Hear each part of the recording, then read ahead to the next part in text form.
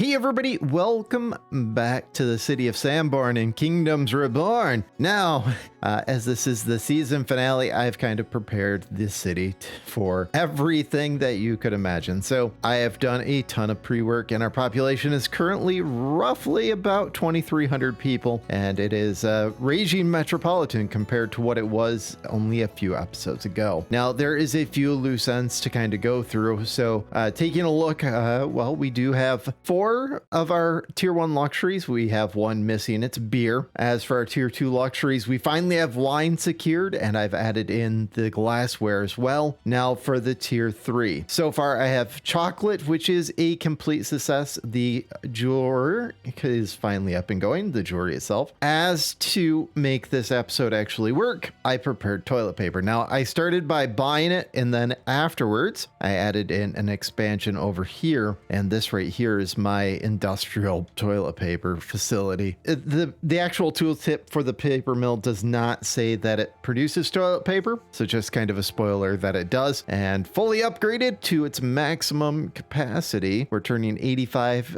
wood into 178 toilet paper. It's an absolutely stunning amount. There is some kind of hard limits for things, so I think it's level 10. Let me find something that is not maxed out, and we'll actually go over that in just a second too. Let's see how much steel I have, as steel is kind of the distributing thing that kind of limits how far, I guess to say it better, steel is the big limiting thing that is limiting this. So our pita factory here, level 9, we're producing 785 pita per round. Upgrading it to level 9, it's at 874. I think that the level 10 is the advanced. Let's go ahead and throw 2 motivation books in there just to see what it looks like with 2 Tech 2 motivation books, and that brings it to 1,147 pita. I have to tell you, that alone is absolutely insane. There is no competing with that. So everything pretty much is set to Tech 2 pita,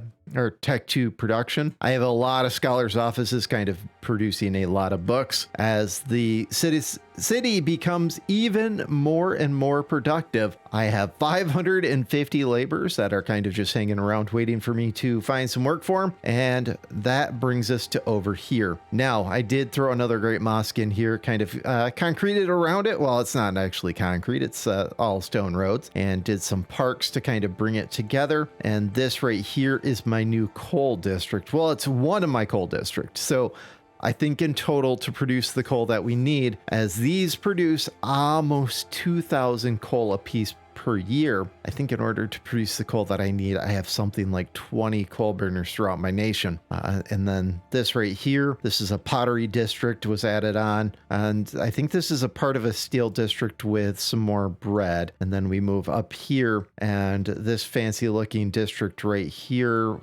I've got something in the center. Oh, that's my tavern. Yeah.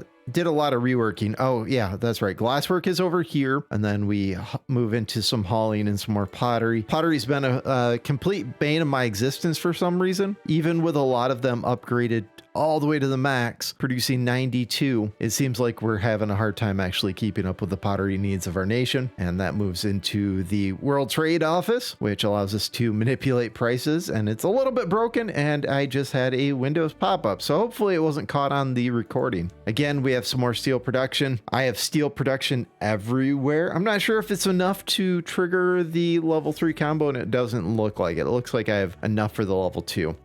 So I probably have 6 or 7 steelworks going to produce the 6,800 steel that is being produced per year in order to kind of build what I need to build. And I'm going to say right now, you're going to probably be building even more than that. Built this bridge because I had a ton of people just walking across. You can actually see the stream of people kind of just going across. And that leads us to one of the things that we want to build in this episode. So the 2 things that are really remaining is the Sultan's Grand Palace. So let's go ahead and grab that. We can probably throw some points into industrial tech just to be completionist.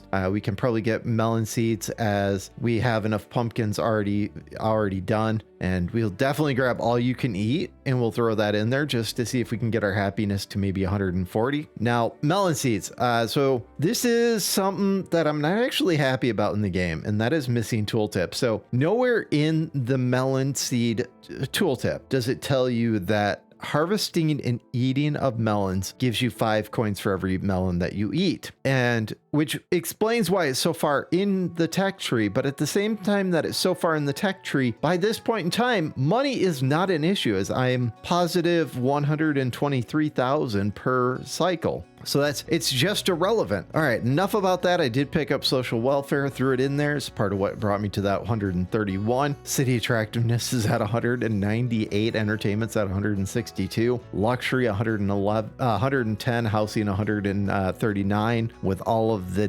different parks I've been throwing in. That brings us over to the tech tree, where again I picked up the cotton mill, the paper mill, I believe it was market influence and something else. And that gives us the ability to get the great mosque, the social science, and how much tech do we have left? 2.5 million, basically. Let's do petroleum. Yeah, let's do that. Let's get the printing press. And with 1 million left, science at this point in time is irrelevant. So why scientific theory is this far into the tech tree is beyond me. And same with economics. I think these are pointless. I think they should have probably dead-ended with petroleum and printing press. This seems like a bad catch-up mechanic. Let's hop back over to the actual upgrade tree. These are pretty well done. I guess what we could do is go for conglomerate, as not really that useful. Maybe pick up wine snob for the 30% to winery, since winery's been an issue. Bling bling, which is 30% luxury happiness in houses, but they consume twice as much jewelry. I guess we'll grab that. Leaves us 400 and some thousand. Let's go ahead and pick up high fashion. Not that we're going to be producing those. All right.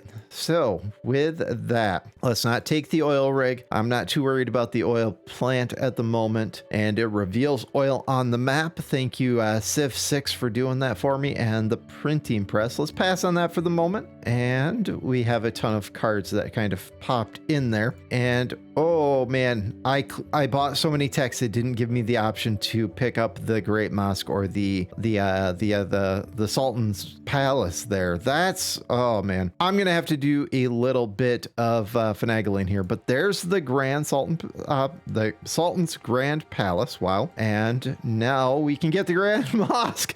What is the RNG of that? Okay, so let's swap around some cards. We'll throw bling bling and conglomerate up there. We could probably delete conglomerate out since this card's like really useless with the tech of the upgrade, the policy maker that is, and the actual upgrade in the upgrade tree that reduces your trade fee by 1%. Like I can't stress enough that this card's just worthless. They should get rid of it and rework it. Let's go ahead and sell it. And let's take out the Great Mosque and let's take out the Sultan's Palace. Yes. Okay. I like this bridge right here. Let's go ahead and place the actual mosque right here.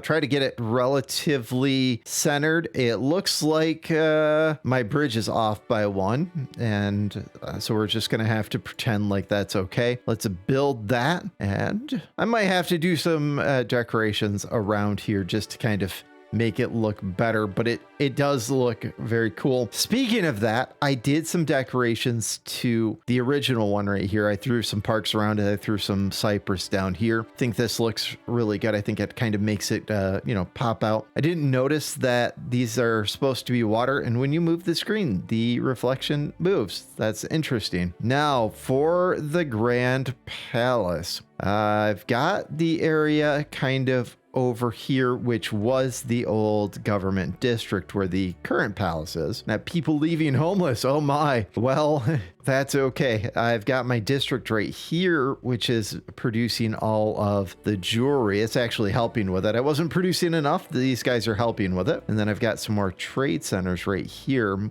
into my carpet district. I'm not sure I want to do it here. Maybe what I do is throw it over on this side in this big vacant area. Check out that. That looks like a little black bear. That is one of my missing cards. That leaves me with just needing the panda. Let's throw the Sultan's Palace. I cannot say that apparently. Right in this area, and then that will give me the opportunity to do a ton of actual decorations around it, make it look very slick. And probably what's going to happen is I'm probably going to bring some houses around it. Probably bring this up to about 3,000 people in total before I actually call the game. As for the series, the building of this will signify kind of the end of the series. So I'd like to thank you guys for joining. I'd like to thank you guys for watching. I'd like to thank you guys for subscribing and leaving amazing comments. I've had a suggestion to do a multiplayer session. Leave your kind of feedback down in the description down below if you guys would like to see one. And we will see you